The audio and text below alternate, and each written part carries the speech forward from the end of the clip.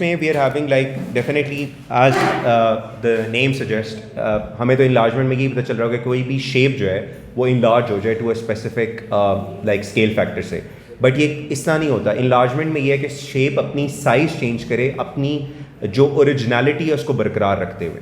आप कभी भी कंप्यूटर के अंदर कोई भी पिक्चर अगर ले रहे हो प्रिंट स्क्रीन से, आप उसे पेस्ट करें वर्ड के डॉक्यूमेंट में या कहीं पे भी पेस्ट करें, तो यू आर हैविंग लाइक उसकी डायमेंशंस पूरी आपको गिवन होती हैं।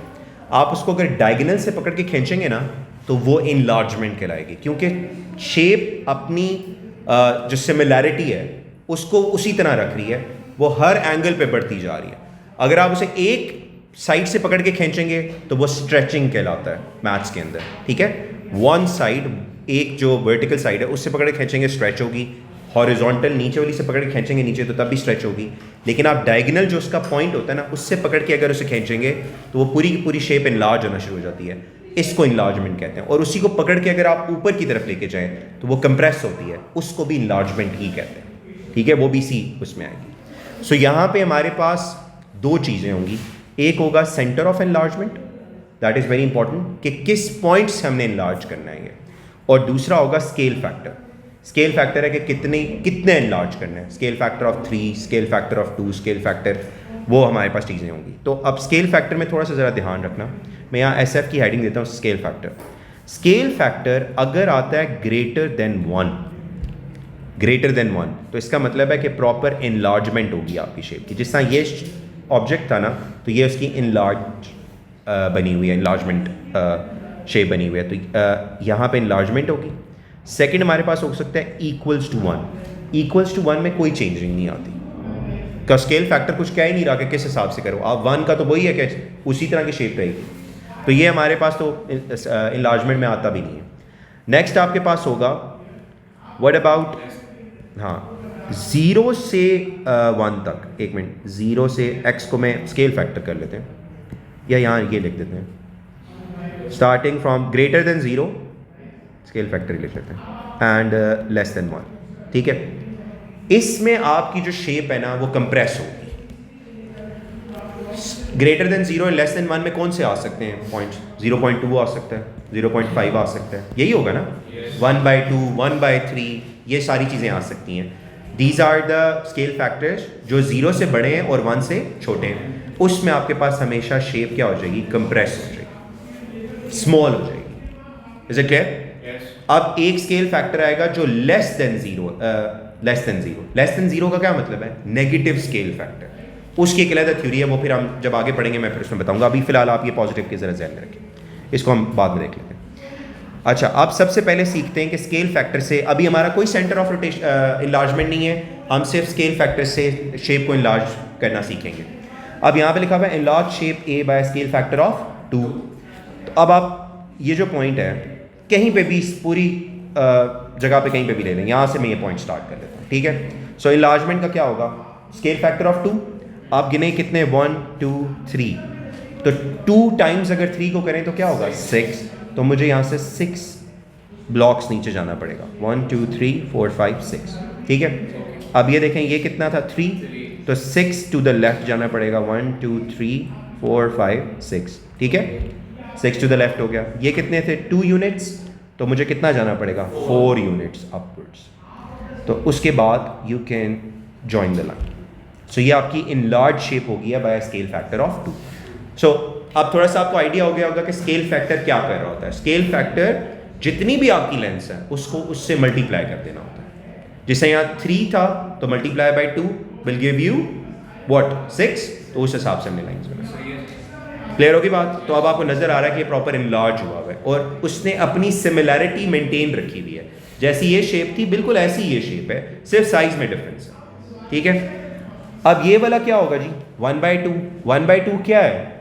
लेस देन 1 और ग्रेटर देन 0, तो ये कंप्रेस होगी। अब जरा यहाँ से चलें, इसका पॉइंट यहाँ से ले लेते हैं, तो ये 3 यूनिट्स थे, 3 को हाफ करें तो क्या बनता है? 1.5, तो 1 पूरा और 5 यहाँ पे आधा कर लेते हैं, ठीक है। लेफ्ट साइड पे भी 3 थे तो ये भी 1.5 होगा, यहाँ तक आ जाते हैं, ठीक है। ये ऊपर 2 थे तो 1 होगा, इधर आधा से इधर आधा तक 1 होगा, यही बात है ना, हाफ टू हाफ 1, और फिर इसको ज्वाइन करें तो देखें अब शेप आपकी क्या होगी? कंप्रेस होगी। काइंड ऑफ लाइक छोटी होगी, लेकिन वो वर्ड क्या यूज कर रहा है, इनलार्ज। दोनों सिचुएशन में वर्ड इनलार्ज ही यूज होगा, ठीक है। सिर्फ स्केल फैक्टर डिफाइन करेगा, it will be like compressed और it will be proper expanded. Clear होगी बात? ओके, ये भी इसी तरह का है। अब आते हैं इनलार्जमेंट, जिसमें we are having centre of enlargement given. Centre of enlargement given होगा। अब हम लोग अपनी मर्जी से पोजीशन नहीं चूज कर सकते। जिस तरह पिछली अगर आप देखें तो मैंने कहा था कहीं पे भी कोई फर्स्ट डॉट ले लो और उसके बाद पूरे इनलार्ज कर दो। This we can not do. अब हमें ये गाइड करेगा कि कहाँ से इनलार्जमेंट आपकी चलेगी। सो अब इसमें प्लीज जरा गौर से देखना है कि क्या होगा। हमने देखना है कि स्केल फैक्टर क्या है, 2। सो उतना डिस्टेंस हमारा काउंट होगा। Centre of enlargement is this point ना। आप टॉप पॉइंट पे डिस्टेंस काउंट करें। देखें कैसे डिस्टेंस काउंट करूंगा। 1 2 3 टू द राइट, 2 अपवर्ड्स। पहुंच गया ना यहाँ पे। अब ये एक डिस्टेंस काउंट होगा। 3 टू द राइट, 2 अपवर्ड्स, एक डिस्टेंस काउंट हो गया। मेरे पास कितना था स्केल फैक्टर, 2। तो मुझे इसी तरह का एक डिस्टेंस और आगे जाना है। अगर यहाँ स्केल फैक्टर 3 होता तो मुझे इस तरह के 2 डिस्टेंस और आगे जाने पड़ते। क्लियर? ये एक डिस्टेंस काउंट हो गया टॉप पॉइंट से। अब इसी तरह का आगे इससे चलाएं, 1 2 3 और आगे 2 अपवर्ड्स। सो ये सेकंड डिस्टेंस काउंट हो गया। क्लियर? सो जितना स्केल फैक्टर गिवन होगा उस हिसाब से आपने आगे जाना होगा टॉप पॉइंट से। ठीक है? अब यहां से आपकी शेप स्टार्ट होगी। शेप क्या मतलब, ये वाला पॉइंट स्टार्ट होगा। अब इधर गिने कितना, स्केल फैक्टर 2 था तो 1 2 3, तो ये 6 डाउनवर्ड जाएगा। 1 2 3 4 5 6। ठीक है? ये 2 है तो 4 जाएगा आगे। और डायगोनल को तो काउंट ही नहीं करना होता, वो हमने सिर्फ ज्वाइन कर देना होता। That's it. So I hope things are clear. कोई मसला? हाँ, डिस्टेंस काउंट करना है according to the scale factor. Centre of enlargement given होगा ना, वहाँ से डिस्टेंस काउंट करो टॉप पॉइंट का। So 3 to the right, 2 upward जाके डिस्टेंस आ रहा है। ये एक काउंट हो गया। स्केल फैक्टर कितना था, 2। एक और एक दफ़ा काउंट करो ताकि 2 हो जाएंगे। अब इस पॉइंट से दोबारा 3 to the right, 2 upwards. Point आ गया ना यहाँ पे। अब यहाँ से आप अपनी एनलार्जमेंट स्टार्ट कर दें। Is it clear? ओके, अब ऐसे करते हैं कि मैं ये स्केल फैक्टर 2 की बजाय मैं कहता हूँ स्केल फैक्टर अगर 3 होता, व्हाट विल हैपन देन? एक डिस्टेंस मुझे अब और काउंट करना है आगे। ठीक है? मतलब मैं 2 तक तो पहुंचा हुआ था ना, तो आगे एक और काउंट करें। इसको एक मिनट कलर चेंज कर लेते हैं। So we can go 1 2 3 to the right and 2 upwards. यहाँ पे आ जाएगा। अब मल्टीप्लाई बाय 3 होगा सारा कुछ। सो ये 3 था तो 9 यूनिट डाउनवर्ड जाना पड़ेगा। 1 2 3 4 5 6 7 8 9। ठीक है? क्लियर होगी बात? अच्छा, इसमें याद रखना कि कोई मसला नहीं है कि अगर लाइन किसी दूसरी शेप के ऊपर आ रही है, नो प्रॉब्लम एट ऑल। हमारा कोई से लेना देना नहीं। अब आप देखें पिछली शेप के ऊपर लाइन आ रही है ना, सो ये अगर ट्रांसफॉर्मेशंस में काम हो रहा है तो इससे आपको कोई ये नहीं बता सकता कि ये गलत कर रहे हैं आप काम। कोई गलत नहीं है, रूल्स आपने फॉलो करने हैं, बाकी सारा कुछ वो इसका कोई प्रॉब्लम नहीं आता। So we are having 2 here, 2 times 3 6 होगा, 2 4 6 और ये अब आप जॉइन। ठीक है जी? सो ये हो गया स्केल फैक्टर 3 से enlargement. Centre of rotation movement देगा according to the scale factor. वो आपको पॉइंट बता देगा कि कहां पे आना है point, and then you need to draw your shape. Enlargement या एनलार्जमेंट, सॉरी, पता नहीं मैं रोटेशन क्यों बोल रहा हूं। Centre of enlargement. Is it fine? Okay, अब आगे चलते हैं। इसको भी देखें। अब उसने क्या कहा है, स्केल फैक्टर 3 से करना है। तो अब आप 1 2 एंड 1 अपवर्ड्स, ये एक हो गया। 1 2 1 अपवर्ड, 2 हो गया। 1 2 1 upward, that is the third time. So यहाँ से मेरी अब शेप स्टार्ट हो गई। सो 2 यूनिट्स थे इसके, क्या करना पड़ेगा, 6 डाउनवर्ड जाना पड़ेगा। 1 2 3 4 5 6, ये भी 2 हैं। 1 2 3 4 5 6, ये भी आपके पास 3 यूनिट्स अपवर्ड जाएगा। ये 3 to the left, 3 upwards and that's it. ये आपका बन जाएगा। Is it clear? So this is how you need to do the enlargement. बस उसने अगर जो भी कहा कि लेबल करें वो आप लेबल करते हैं बस उसके। I hope things are clear now. अच्छा, आप देखें on the grid in large shape A by scale factor 2 centre O. O क्या होता है? ओरिजिन।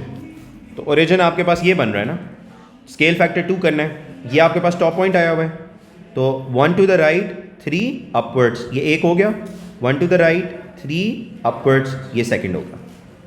अब यहाँ से आप अपनी शेप को इनलार्ज कर दें, मैं नहीं कर रहा आगे, बस ठीक है। क्लियर होगी बात। स्केल फैक्टर 2 से आपने प्रॉपर इनलार्जमेंट देनी है। अगर 3 है तो ये कितना हो जाएंगे 6, ये 2 हैं तो ये हमारे पास 4 हो जाएगा, ये 2 होगा, and then this one 2 as well, that's it. So ये डबल हो गया आपके पास, ठीक है, स्केल फैक्टर 2 से। I hope things are clear.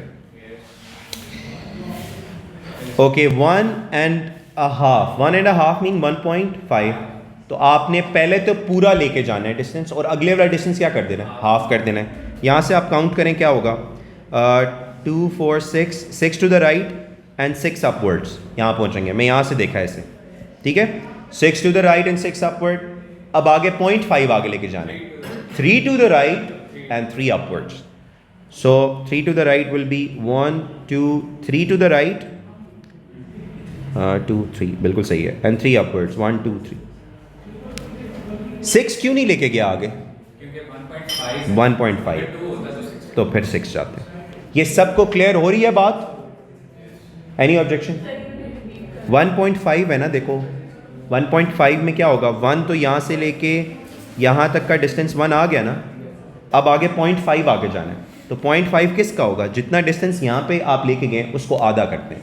यहाँ पे हम 6 टू द राइट गए तो आधा क्या होगा, 3 टू द राइट, तो 3 टू द राइट गए। 6 अपवर्ड्स गए तो आधा क्या होगा, 3 अपवर्ड, तो वहाँ से 3 अपवर्ड गए, ठीक है। अब ये क्या होगा, हमारे पास शेप कैसे बनेगी, हमने काउंट करना है 1 2 3 4। सो 4 को आप मल्टीप्लाई कर दें 1.5 से, तो क्या होगा 6, यही है ना। अब स्केल फैक्टर पॉइंट्स में आ रहा है तो हम डायरेक्टली मल्टीप्लाई कर लेते हैं। पहले भी हम मल्टीप्लाई ही कर रहे थे, लेकिन 2 3 से मल्टीप्लाई हमें क्लियरली पता है कि क्या आंसर्स होंगे। तो ये 6 बनेगा, तो आप 6 डाउनवर्ड जाएंगे, 3 एंड 5 6, यहाँ तक आ जाएगा ये 1 2 3 4 5 6। तो 6 इंटू 1.5 क्या होगा, 9, तो 3 3 6 3 9, और ये तो डायगोनल है, ये सीधा सीधा आप जोड़ लें, ये 1.5 की इनलार्जमेंट होगी। क्लियर होगी बात? ओके, नेगेटिव स्केल इनलार्जमेंट, ये खैर अभी चीज़ें इसमें रहती थी, यही मैं अब कह रहा था। नेगेटिव स्केल इनलार्जमेंट में अब जरा आप गौर से देखिएगा, अभी ये जितने भी हमने स्केल फैक्टर पढ़े ये सारे पॉजिटिव थे, इनमें नेगेटिव कोई नहीं था। पॉजिटिव में मैंने आपको दो चीज़ें तो बड़ी क्लियर है, if the scale factor is greater than 1 the image will be enlarged, if the scale factor is less than 1 and greater than 0 तो फिर वो कंप्रेस होगी। ये दो चीज़ें आपने जहन में रखनी है। अब आप ज़रा पीछे अगर गौर करें, मैं आपको एक ट्रेंड बताता हूँ, हमेशा इनलार्जमेंट इमेज के बाद हुई हुई है, मतलब जहाँ इमेज है उसके बाद जा रही है इनलार्जमेंट। इसको भी देख लें आप, इमेज के बाद जा रही है, यहाँ पे क्या होगा, डेफिनेटली इमेज के बाद है, यही है ना चीज़। सो इमेज के बाद इनलार्जमेंट जा रही है। नेगेटिव स्केल फैक्टर में हमेशा इमेज एक साइड पे होगी, उसके एग्जैक्टली ऑपोजिट बनेगी आपकी इमेज। अगर फर्स्ट क्वाड्रेंट में इमेज है तो थर्ड क्वाड्रेंट में आप ऑब्जेक्ट अगर फर्स्ट क्वाड्रेंट में है तो थर्ड क्वाड्रेंट में आपकी इनलार्जमेंट होगी। अगर सेकंड क्वाड्रेंट में आपके पास ऑब्जेक्ट पड़ा हुआ है तो उसकी इनलार्जमेंट फोर्थ क्वाड्रेंट होगी। ये नेगेटिव स्केल फैक्टर का सबसे बड़ा वो है। तो पहले तो ये चीज़ देखें, नेगेटिव स्केल फैक्टर मतलब scale factor now is less than 0। तो लेस देन 0 में क्या सूरत हाल हो सकती है, वो ये आपके पास कि अगर 1 से बड़ा हो, -2, -3, -4, तो वो आपको इनलार्ज करवाएगी शेप, ठीक है। If it is you can say less than -1 कहते हैं, क्योंकि लेस देन -1 में ही -2, -3, -4 आएगा ना।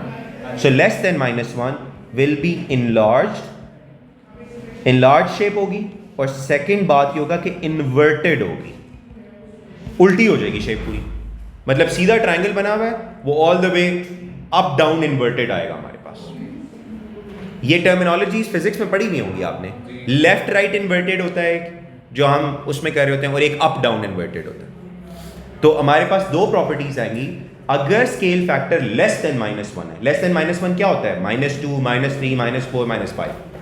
लेस देन -1 है तो you will get an enlarge shape, second inverted होगी। और मैं एक बात बता चुका हूं कि अगर ऑब्जेक्ट यहां पे है तो इमेज यहां पे आके बनेगी। ऑब्जेक्ट एक साइड पे तो इमेज इंतहाई ऑपोजिट साइड पे बनेगी। ये चीज़ याद रखना।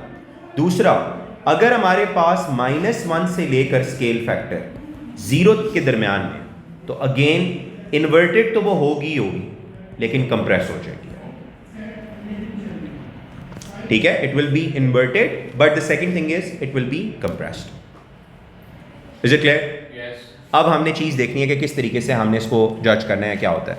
अभी फ़िलहाल जो तरीकाकार बता रहा हूँ थोड़ा सा ज़रा एक्सटेंडेड है, जब हम लोग प्रैक्टिस करेंगे तो वहाँ पे जब आप सही ग्रिप कर लोगे तो बड़ा स्पीडली एक तरीका होता है, लेकिन वो जब तक आप कर नहीं ले ये सारी प्रैक्टिस नहीं करोगे उस वक्त तक हमारे पास कोई चीज़ नहीं आएगी। ओके, अब ज़रा देखें, enlarge the triangle by scale factor -2 with center of enlargement 1 1। -2 का मतलब है सीधा सीधा मैं कहूँगा कि enlargement होगी। ये मेरे जहन में बातें आ रही हैं, ठीक है। my image will be enlarged than this one, पहली बात। दूसरी बात, it will be inverted, और अभी मैं कहाँ पे खड़ा हुआ हूँ? किस क्वाड्रेंट में हूँ? मेरा ऑब्जेक्ट कहाँ? फर्स्ट क्वाड्रेंट में। तो ये हो के कहाँ जाना चाहिए? Third quadrant. लेट्स सी अब क्या किया जा सकता है। देखें, अब आपने काम ये करना है कि सबसे पहले सेंटर ऑफ एनलार्जमेंट को आप विजिबल करवाएं, लेकिन it all depends on centre. अभी सेंटर ऑफ एनलार्जमेंट जहाँ पे आता है वहाँ ओरिजिन बनता है, ठीक है। एक मिनट ज़रा, मैं ओरिजिन अब यहाँ पे शिफ्ट करा रहा हूँ। अब इस ओरिजिन के अकॉर्डिंगली हम किधर खड़े हैं? सेकेंड क्वाड्रेंट में। यही बात है ना, आप इस ओरिजिन को देखो तो कहाँ चले जाएंगे? फोर्थ में। यही बात होगी ना। तो अब क्या किया जा सकता है जी? अब count the distance to the origin. देखें, ये पॉइंट है, ये 1 यूनिट डाउनवर्ड्स आ रहा है। इनलार्जमेंट कितने की है? 2 की, -2 की। इसी को अब आपने डबल करना है ओरिजिन के बाद। ये 1 यूनिट डाउनवर्ड आया, आप यहाँ पे 2 यूनिट डाउनवर्ड लीजिए। डबल 1 था ना, डिस्टेंस कितना आया है? इस पॉइंट से सेंटर ऑफ एनलार्जमेंट तक का कितना डिस्टेंस था? 1 यूनिट। तो आपका स्केल फैक्टर 2 का है ना, तो उसको डबल कर दें, तो 2 यूनिट डाउनवर्ड। अब ये पॉइंट यहाँ पे प्लॉट 3, अगर 3 होगा तो 6 हो जाएगा नीचे। मैं अभी बताता हूँ ना यहाँ पे। अब इस पॉइंट को देखें, इसका डायगोनल डायरेक्टली पिक हो रहा है ना आपसे? डायरेक्टली आ रहा है, कोई इसमें मसला नहीं आ रहा। तो डायगोनल 1 यूनिट था, कितने यूनिट्स आगे जाना चाहिए? 2। तो 1 और 2 यहाँ पे पॉइंट आ जाएगा। Is it clear? अब थर्ड को देखें, थर्ड का डायगोनल अब हमारे लिए मसला बना रहा है, तो हम डायरेक्टली डिस्टेंस निकाल लेते हैं। थोड़ा सा इसे ये कर लेते हैं। देखें, 1 to the right and 3 downwards, यही हो रहा है ना। 1 टू द राइट का क्या मतलब है? अब इधर से आप राइट कितना जाएंगे? 2 यूनिट टू द राइट। हर चीज़ को डबल करना है ना। इसको एक मिनट में कलर चेंज कर। 2 यूनिट टू द राइट और नीचे 3 आया था, अब नीचे कितना जाना पड़ेगा? 6। 1 2 3 4 5 एंड 6। तो यहाँ पे पॉइंट आ जाएगा। अब ज़रा आप इमेज देखिएगा, इसको ज्वाइन कर लें तीनों पॉइंट्स को। ये आपके पास इमेज बनेगी। देखें, इन्वर्टेड है, इनलार्ज्ड है, और अपना सारे का सारा सेकंड क्वाड्रेंट से शिफ्ट होके वो कहाँ पे आ गया? फोर्थ में आ गया। क्लियर होगी बात? This is how you need to enlarge shapes जिसका नेगेटिव स्केल फैक्टर होता है। All good? दोबारा से मैं थोड़े से रूल्स बता देता हूँ। First, you need to draw the origin according to the centre of enlargement. जहाँ सेंटर ऑफ एनलार्जमेंट है वहाँ पे आप पॉइंट बनाएं और वहीं पे अपना एक्सिस बना दें, ठीक है। अब आप देखें मेरे किस एक्सिस पे ऑलरेडी ऑब्जेक्ट था? तो सेकंड में था। मेरा रिजल्टिंग फोर्थ में आना चाहिए, ठीक है, ताकि मैं गलत ना कहीं चला जाऊँ ना। आप जब मूवमेंट कर रहे होंगे तो उस हिसाब से एक एक पॉइंट को दोबारा सेंटर ऑफ एनलार्जमेंट पे काउंट करें। जिस तरह पहले ये वाला पॉइंट था, ये 1 यूनिट नीचे लेके गया हूँ सेंटर ऑफ एनलार्जमेंट में, तो वहाँ मुझे कितना नीचे जाना पड़ेगा? 2। अगर स्केल फैक्टर 3 होता तो मुझे 3 टाइम्स सब चीज़ें करनी पड़ती। तो स्केल फैक्टर 2 था तो ये 2 यूनिट नीचे आ गया। ये वाला डायगोनल डायरेक्टली पिक हो रहा था, 1 डायगोनल है तो 2 डायगोनल आगे जाना पड़ेगा वहाँ पे, यहाँ पे आ गया। और ये वाला डायगोनल नहीं पिक हो रहा था डायरेक्टली, तो आप लोग डायरेक्टली डिस्टेंस काउंट कर लें। 1 to the right and 3 downwards, तो मुझे यहाँ से 2 टू द राइट और 6 डाउनवर्ड्स जाना। ये सारा रूल है। एक क्वेश्चन और करते हैं ताकि चीज़ें क्लियर हो। ओके जी, -1, यार इसको फारिग नहीं है, कोई स्केल फैक्टर 3 में होना चाहिए, 2 में होना चाहिए। ये चलो कर लेते हैं। नहीं ना, वो जगह नहीं है। एनीवेज हम इसी से कर लेते हैं। दिस इज -1.5, ठीक है। ओके, सेंटर ऑफ एनलार्जमेंट पे पहले -3 1 ये तो पे करना आता है ना कि कहाँ पे है कोऑर्डिनेट। अब यहाँ पे आप क्या बना दें? ओरिजिन। ये फिर सेकंड क्वाड्रेंट। यस, ये दोबारा किस में आ गया? सेकंड क्वाड्रेंट में।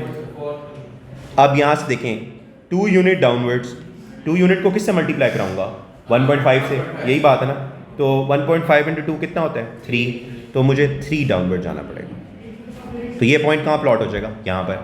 अब ये वाला देखें, ये डबल डायगनल यहाँ पहुँच रहा है ना, एग्जैक्टली क्लियर। तो डबल डायगनल का क्या मतलब है? अगेन 2 इंटू 1.5, तो 3 डायगनल आगे जाना पड़ेगा। तो 1 2 3 यहाँ पे आ जाएगा ये पॉइंट। ठीक है, अब इसको देखें, ये डायगनल क्लियरली नहीं हो रहा, तो 2 to the right and 1 2 3 4 downwards, 2 to the right and 4 downwards. सबको ओरिजिन पे लेके आना होता है हम लोगों ने, जो हमारा सेंटर ऑफ इनलार्जमेंट में। 2 to the right and 4 downward. 2 का मतलब है 2 इंटू 1.5 3 आएगा, तो 3 टू द राइट कर लेते हैं पहले, 1 2 3, और डाउनवर्ड 4 था, तो 4 इंटू 1.5 6, तो आपको 6 आगे नीचे जाना पड़ेगा। 1 2 3 4 5 6, तो ये आ जाएगा। अब इसको ज्वाइन करें, so it is an inverted, enlarged and totally दूसरे क्वाड्रेंट में शिफ्ट हो रही है, second to fourth, opposite quadrant. Clear होगी बात? सो ये इनलार्जमेंट है सारी आपकी नेगेटिव स्केल फैक्टर की। इसमें अब हमारे पास क्या होगा? इट विल बी कंप्रेस्ड, -1.2 है, 1/2 है ना, तो -0.5 होगा। इसको भी कर लेते हैं -1 0। ये वैसे बड़ी मुसीबत बनेगी, लेकिन कोई बात नहीं। -1 0 यहाँ पे आ रहा है। अब यहाँ पे आप ओरिजिन बनाएं। सर ये तो -1 पे नहीं आ रहा। ओह सॉरी, -1 0 है ना, यहाँ पे होगा, यही है ना। इस पॉइंट को थोड़ा सा हटा देते हैं। ठीक है जी, this will be your origin. यहाँ पे आप पॉइंट, थर्ड क्वाड्रेंट में बनेगा। यस, ये फर्स्ट में है, तो हमारा रिजल्टिंग किस में होगा? थर्ड में आएगा। चलें जी, बिस्मिल्लाह करते हैं 1 बाय 1। अब यहाँ पे ये पॉइंट है, 1 downwards 2 to the left. 1 downward का मतलब है हाफ डाउनवर्ड नाउ, क्योंकि आधा हो गया। So half downward will be this one, and 2 to the left था, तो ये 1 टू द लेफ्ट हो जाएगा, तो यहाँ पे आ जाएगा पॉइंट। ठीक है जी, इज इट क्लियर?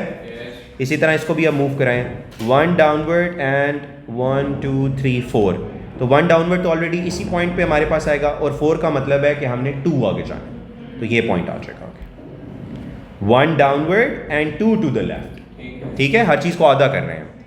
अब नेक्स्ट पॉइंट हमारे पास, इसमें अब देखें आपके पास ये 2 पॉइंट आ गए ना, ज़रा इनको ज्वाइन करें, शेप इन्वर्टेड बनाने की कोशिश करें ज़रा। ये वाला पॉइंट कहाँ पे आया? यहाँ पे, इसी से ये लाइन ज्वाइन हुई थी ना। ये लाइन कितनी है? 1 2 3 4 की। 4 का हाफ क्या होता है? 2। यहीं से ही आप 1 और 2 जा सकते हैं ना नीचे। ये वाला पॉइंट ये वाला था, तो हम उसी हिसाब से कर रहे हैं। अब इस पॉइंट के साथ ये वाली लाइन कनेक्टेड थी, ये राइट पे जा रही है, तो आपने यहाँ पे लेफ्ट पे बनाना होगा, हाफ होगी यहाँ पे, ये बना दें आप यहाँ पे हाफ। अब इसके साथ ये वाली लाइन कनेक्टेड है, ये 3 थी, तो 1.5 ऊपर जाना होगा, ये पूरा 1 हो गया आपके पास, और 0.5 यहाँ तक पहुँच गया, और उसके साथ ये बस ज्वाइन कर लें, बात खत्म। So it's not required that you need to count every point. यही मैं कह रहा था कि आपने शॉर्टकट देखना है। एक लाइन बन गई ना, उसके बाद इमेज को पूरा कॉपी करो, उसी हिसाब से हर चीज़ को आधा आधा करना है बस। सो इससे टाइम भी बच जाएगा। सिर्फ 2 पॉइंट हमारे गए, अगर ये सारी चीज़ें पकड़ते तो फिर ये पॉइंट मूव होता, फिर ये होता, फिर ये होता, फिर ये होता, तो इधर तो आधा घंटा लग जाता हमारे पे, और बीच में कोई गलती भी हो सकती थी। ज़रूरी तो नहीं हर दफ़ा मैं सही डिस्टेंस काउंट करके सही लगा दूँ लाइन, तो आखिर में शेप फिर ऐसी वाहियात बन रही होती है कि फिर हम लोग ज़रा डर जाते हैं कि क्या हो रहा है। जी जी, यस, आपका जो स्केल फैक्टर है वो ही डिराइव कर रहा है। ठीक है, अब मैंने अभी बताया था कि नेगेटिव स्केल फैक्टर में 0 से अगर 1 के दरमियान में है, -1 के दरमियान में, तो कंप्रेस होगा। या ओके, कितने? बस ठीक है, अभी आज उतना ही रखते हैं इसे, ये थोड़ा सा ज़रा मुश्किल था।